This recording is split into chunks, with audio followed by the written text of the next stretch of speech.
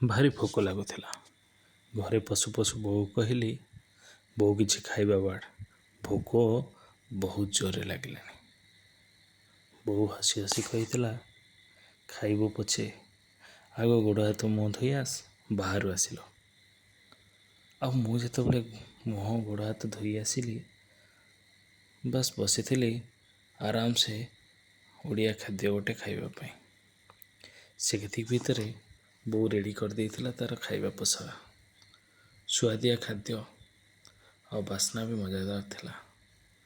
ଅରୁଆ ଭାତ ସାଙ୍ଗକୁ ଡାଲି ଆଉ ତା ସହିତ ପନିର ତରକାରୀ, ଛେନା ତରକାରୀର ସ୍ୱାଦ ସହିତ ଭାତ, ଭୋକ ତ ଆପଣା ଛାଏଁ ହଜିଯାଇଥିଲା।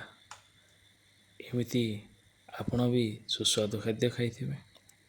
ଆଶା କରୁଛି ଯଦି ଆପଣମାନେ ଏମିତି କିଛି ଖାଦ୍ୟକୁ ଭଲ ପାଆନ୍ତି ଆଉ ଆପଣ ଯଦି ଖାଦ୍ୟପ୍ରେମୀ, ତାହେଲେ ନିଶ୍ଚୟ ମୋତେ ଜଣାଇବେ। କାରଣ ଆମେ ଓଡ଼ିଆ, ଆମେ ଭଲ ପାଉ ଖାଦ୍ୟକୁ, ନା କ'ଣ? ଧନ୍ୟବାଦ। ଜୟ ଜଗନ୍ନାଥ।